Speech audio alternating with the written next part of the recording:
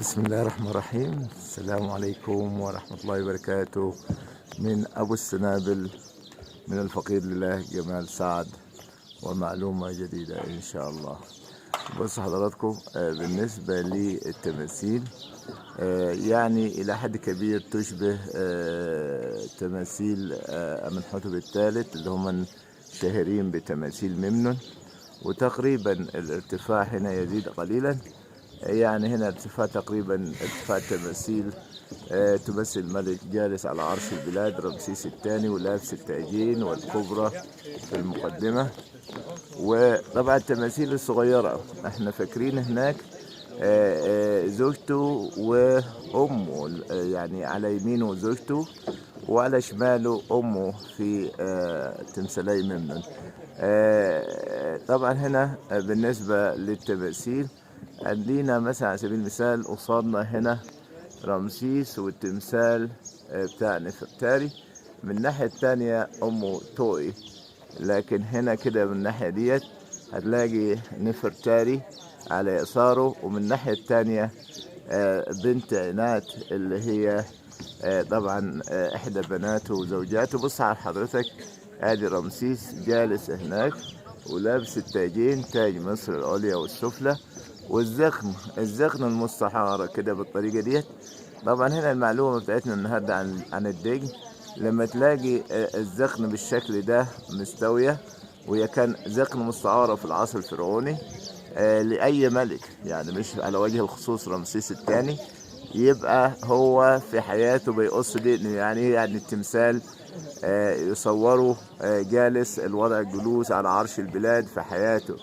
لكن بالنسبة لو لقيت الدقن ملفوفة، يبقى بعد موته محدش هيقصها له، طبعا بتطول تطول تطول لغاية ما تلف.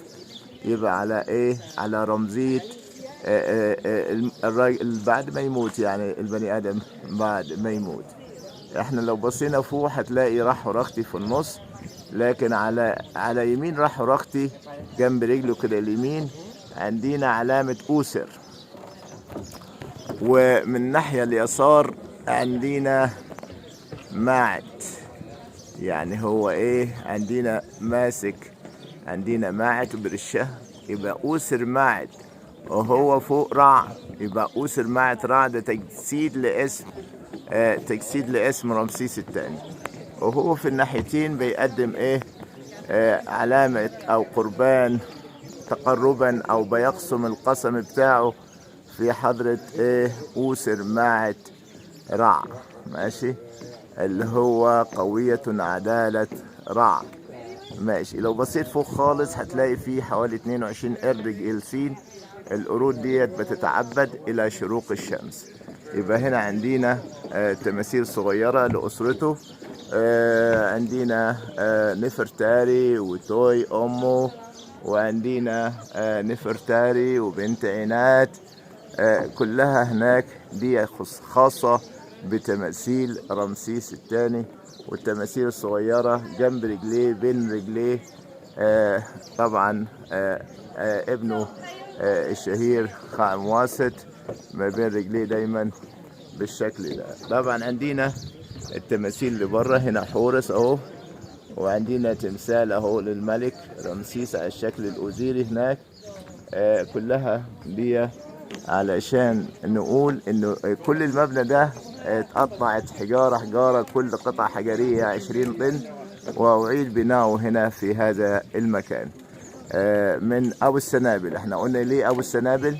لأنه ما ينفعش سنبل واحد، سنبلة واحدة من القمح، لا، يبقى هنا مجموع السنابل، سنابل القمح. انت عارف حضرتك عندنا في غرب الأقصر جبل القرنة أو القرنة جمع قرن، يبقى الناس لما عاشت فوق الجبل سمته القرنة أو القرنة جمع قرن قرون، ماشي. لكن كل تسمية من التسميات، عندنا تل بسطة مثلا، تل أتريب، يعني إيه؟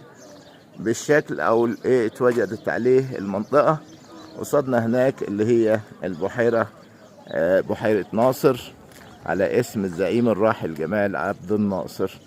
يبقى احنا كده قصاد ابو السنابل رمسيس الثاني، معبد رمسيس الثاني الزعيم، أوسر ماعة را ستب الرا قوية عدالة را المثبت من را.